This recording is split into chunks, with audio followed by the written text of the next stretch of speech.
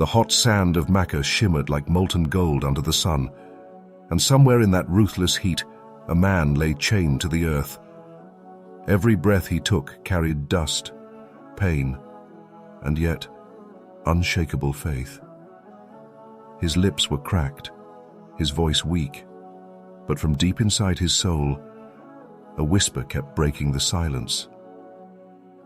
Ahad. Ahad. One God. Only one. The guards sneered, thinking they could scorch faith out of him. Instead, every lash, every curse, was engraving his name deeper into history. That man would one day climb to the roof of the Kaaba and call the world to prayer. But his journey began in chains, in the cruelest corner of Makkah, a story that still thundered across centuries. To understand the slave who became a symbol of faith, we must begin far away, on the green hills of Africa. Long before people called him a slave, his ancestors ruled a mighty region stretching from Ethiopia to Yemen. Royal blood flowed through his veins. His mother was a princess, known for her grace and courage. Yet destiny had chosen a path for her son that no crown could imagine. When the armies of Abraha turned their elephants toward Makkah's sacred sanctuary, our young hero's world caught fire. The empire crumbled, the proud princess was captured, and her child would be born, years later, into servitude in a land that was once his family's ally. It's cruel, isn't it? How life can turn kingdoms into prisons within a single generation. In the markets of Makkah, slaves were currency, and their pain was entertainment. Among the buyers stood Umayyah ibn Khalaf, a wealthy merchant whose heart beat only for idols of stone. To him, the boy he purchased was just another tool, another pair of hands. But even a chained heart can hold a secret light, and that light would later make empires tremble. Years passed. The boy grew into a man of striking presence, tall, calm, with eyes that hid storms. Pais. Opal noticed he worked harder than most, yet spoke less. They didn't know that in long desert nights he looked up at the sky and felt the faint pull of truth. Makkah was drowning in its own arrogance, the idols multiplying, the powerful crushing the weak. But change always begins quietly, with one question, one voice, one man listening in the shadows. Then came Muhammad. The first words of revelation, simple yet world-shifting. Read. They echoed through a cave, down the mountains, into the hearts of those who would dare to believe. Whisper by whisper, the message spread until it reached the ears of the slave who had never forgotten the dream of freedom. Imagine him, pausing mid-task when others mocked the prophet, listening from behind a wall. The more he heard, the more something inside him stirred. Those words were not made of poetry. They were made of truth. So one night, maybe under the same stars that once looked down on his royal ancestors, he said it softly, "I believe in the one God." That small sentence was rebellion. In that moment, he wasn't a slave anymore. He was a believer. When the masters of Makkah discovered his secret, rage took human form. Umayyah could not accept that his own servant had embraced the faith he despised. They dragged our hero to the scorching sands, whipped him until his back became a map of pain, and placed heavy stones on his chest. Still, the desert heard only one word fall from his lips. Ahad. The guards shouted, "Curse Muhammad! Worship our gods!" But he only raised his head and said again, Ahad. Sometimes faith doesn't need speeches, it needs endurance. Every moment of his torture was a sermon louder than any voice. By the time the sun set, even the mockers began to fear him, for the smile on his bleeding face seemed beyond human strength. Across the city, Abu Bakr radiallahu anhu, the Prophet's closest friend, heard about the slave who refused to bow. He went straight to the market, walked up to Umayyah and said, "Let him go." Whatever you demand, I will pay." Umayyah smirked, naming a price 10 times higher than any slave's worth. Without hesitation, Abu Bakr paid in full. When the chains fell away that evening, the slave didn't run or shout. He simply bowed his head in gratitude, whispering the same word he had endured for, Ahad. Freedom had come, not as charity, but as recognition of courage. From that day forward, he was no longer Bilal the slave, but Bilal ibn Rabah radiallahu anhu, the free believer loved by the Prophet himself. You can almost see the shift in his eyes. Years of humiliation melting into quiet dignity. When others still called him the black man, the Prophet Muhammad called him my brother. Where the world saw skin, the messenger saw soul. It was the birth of equality in an age that didn't even have a word for it. As Islam grew, the once broken man stood shoulder to shoulder with the most honored companions. His voice, once hoarse from shouting in chains, now echoed through Medina as the first caller to prayer.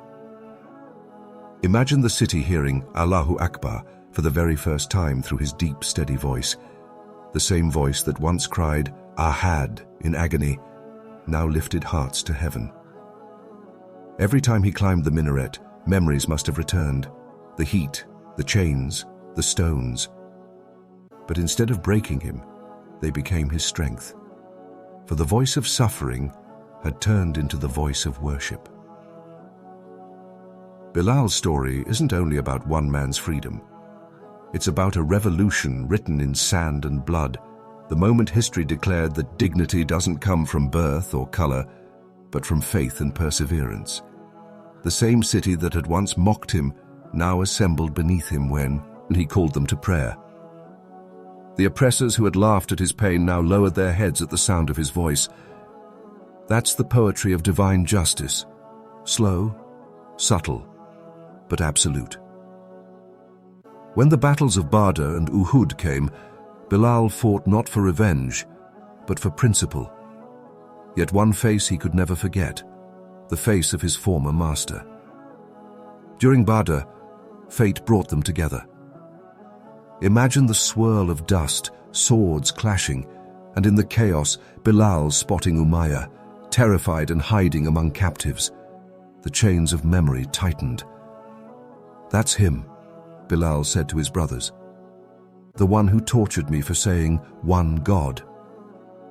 Justice, long denied, had finally returned. When the battle ended, the slave had become the warrior, and the master had become dust. But Bilal's greatness didn't lie in vengeance. It lay in his ability to forgive when forgiveness served truth. When Makkah eventually opened its gates to the Prophet and his followers, Bilal walked again through the same streets where he had once been dragged. No shackles, no mockery, just the sound of thousands of people standing still as he climbed the Kaaba itself. The very structure that had watched him bleed now felt the vibration of his call to prayer. Allahu Akbar. Those who had once spat on him now wept. If courage had a sound, it was his Adhan echoing across Makkah. In that moment, the world saw what real power looks like. Humility, standing tall on the roof of forgiveness. Life afterward took him to Medina, beside the Prophet in every campaign. He became the trusted keeper of the messenger's visitors, his voice marking every dawn. But when that beloved voice of revelation fell silent and the Prophet passed away, Bilal's heart broke. The city that once sang with his Adhan became too heavy with memory. The day he tried to give the call again, he reached the Prophet's name, and his voice cracked, the people. He wept openly. Medina trembled with grief. Bilal stepped down, unable to continue. He decided never to call the Adhan again. How could he, when the one who loved hearing it was no longer there? Later, when the Caliph Abu Bakr urged him to stay, Bilal asked gently, "Did you free me for yourself or for Allah?" The Caliph understood and released him to travel for faith. That's the dignity of their bond. No chain, no command. Only mutual respect, born of devotion. Bilal left for Syria, carrying with him the fragrance of the Prophet's era. Years turned into decades, yet his legend only grew. When Umar ibn Khattab radiallahu anhu visited Jerusalem after its conquest, he requested one thing, for Bilal to recite the Adhan once more. The voice that had been silent for years rose again, trembling but majestic. As Allahu Akbar echoed through the city, the entire army felt time itself pause. Veterans of countless battles cried like children. They said the mountains of Jerusalem echoed that Adhan for hours. And perhaps that's the truest miracle of Bilal ibn Rabah, that the sound of one man's unwavering faith could shake continents. Years faded, yet Bilal's name only grew brighter, like a flame that refuses to die even when the wind rises. In Syria, he lived quietly, teaching faith through presence more than words. He was no scholar with scrolls. His life itself was the sermon. People came merely to see the man whose voice had once awakened all of Medina, the companion whose story lived wherever the call to prayer echoed. Those who met him said he carried a calm that could silence noise, but inside, his heart was still tuned to the rhythm of one memory, the Prophet Muhammad, smiling as his Adhan filled the early light. Sometimes, when evening fell and the wind swept over Damascus, Bilal radiallahu anhu would close his eyes and feel as if he were standing again beside the messenger, dust on their feet, peace in their hearts. Time had turned the slave into a statesman. Under Caliph Umar's rule, Bilal served as a guardian of communication and trust, carrying message, as between generals who now ruled lands stretching farther than anyone in Makkah had ever dreamed. He had witnessed the impossible become ordinary, Persia humbled, Jerusalem free, Islam shining like dawn across deserts and seas. Yet Bilal remained the same, simple clothes, gentle smile, heart anchored in humility. When caravans arrived from distant lands, traders spoke of new empires and treasures. Someone once joked, "Bilal, you could ask for anything. Even gold follows your name now." He smiled softly. "My treasure was given long ago," he answered. "The day my chains fell and my heart was filled." It is strange how those who owned nothing became the richest. The story of Bilal's legacy spread quickly across oceans. In Africa, his homeland, kings began tracing their bloodlines back to him, proud to be connected to the man whom even the Prophet called brother. For the enslaved and the forgotten, his name became a mirror of hope, proof that status could be rewritten by faith, that dignity could rise from dust. In the marketplaces of Timbuktu and the palaces of Mali, people whispered his story as if it were a prayer. His life offered the perfect contrast the world needed. Once dragged through streets for saying one God, now revered across continents for that same word. Power had changed hands, without armies, without vengeance, only through conviction. That contrast is what still moves listeners. Oppression against patience, despair against unwavering faith, hatred against love for the Creator. Yet Bilal's story was never about revenge. It was about transformation. Each time we hear the Adhan today, there's an invisible lineage, that first voice echoing through his throat, carried by every Muezzin since. Somewhere in that harmony, his courage still lives. Think about it. Every few seconds on Earth, the call rises somewhere, overlapping across time zones, forming a chain of voices stretching back to Bilal. It's like the world itself breathes faith, because one man refused to be silent on the sand. People often ask, was he ever sad after leaving Medina? Yes, even light misses the sun when clouds fill the sky. But his faith didn't shrink. It matured. When visitors asked about the Prophet, Bilal's face lit as if dawn touched him again. He would retell stories, the Prophet comforting the poor, sharing food, laughing with children, and each retelling became a seed of tenderness scattered across new hearts. That was Bilal's second Adhan, not through sound, but through storytelling. One night, years later, he dreamt the Prophet Muhammad visiting him. "Bilal," the Prophet said, "why have you stayed away so long? Won't you come to us?" He woke up trembling, tears soaking his beard. He set out for Medina immediately. The journey must have felt like returning to his own beginning. Every desert bend carried memories. Every breeze carried the echo of Allahu Akbar. When he entered Medina, the city wept again. Children who had never seen the Prophet ran beside him, whispering, "That's the voice our fathers told us about." He went straight to the Prophet's mosque, the very place his voice had once baptized with sound and sunlight. There, he met Hassan and Radiallahu Anhu, the grandsons of the Messenger. They embraced him with love and childlike insistence. "Bilal, please, give the Adhan again, just once. Let us hear what grandfather used to hear." He hesitated. Years of silence weighed heavy on his throat. But how could he refuse the faces that mirrored the Prophet's mercy? So, he took his place again. The crowd fell still. Then the words rose, ancient, familiar, tremulous yet strong. Allahu Akbar. Allahu Akbar. The marketplace went quiet. Flocks of birds turned mid-flight. Tears ran freely. When he reached Ashhadu Anna Muhammadan Rasulullah, the entire city broke down. People said they had never felt grief so sweet or faith so alive. Bilal himself could not continue. His voice dissolved into sobs.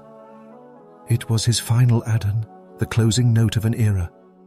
After that day, he stayed a short while, visiting the companions who remained, reliving moments that time could never erase. They begged him to stay, but Bilal knew his heart was already on its final journey. He returned to Syria, content and ready. Illness came gently, like a friend. When pain arrived, he smiled. His wife, seeing his condition worsen, wept and asked, "Oh, Bilal, what sorrow?" He opened his eyes and said, "No, what joy. Tomorrow I meet the beloved, Muhammad and his companions." Those were his last words. As dawn broke, the same hour when countless voices began the call to prayer, Bilal's own breath became silent. The world didn't end that morning, but something more beautiful began.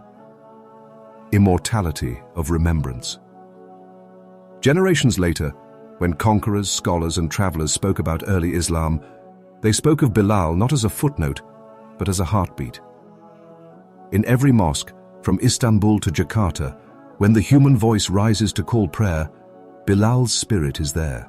That's influence beyond any throne or crown. Why does his story survive while so many kings are forgotten? Because power fades when fear changes sides, but faith lasts when love drives it. Bilal wasn't remarkable by wealth or lineage. His greatness was forged in obedience, courage, and patience. He turned torture into testimony and silence into symphony.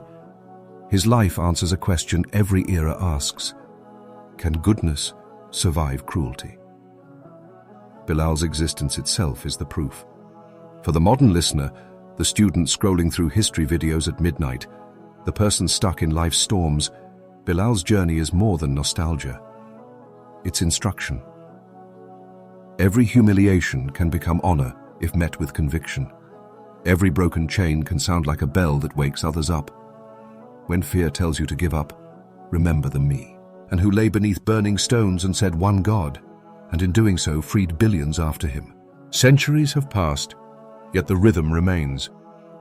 When a muezzin calls Allahu Akbar in New York or Karachi or Lagos, the note threads back to that desert moment. Think of it. The voice of a man once enslaved now travels faster than any empire ever managed. Empires crumble, languages evolve, but his defiance turned to devotion still commands the air 5 times a day. That is Bilal's miracle, a legacy multiplied by echoes. He taught that worship can be louder than wealth, faith stronger than fire, and patience more enduring than pain. He made equality a melody that refuses to fade. And maybe that's why, even now, when we hear the Adhan reaching from some distant mosque at break of dawn, something deep inside us stands a little taller. We're not just hearing a call, we're hearing history. Bilal's heartbeat carried through time, reminding every soul, no matter where you begin, if your faith is true, you will end free.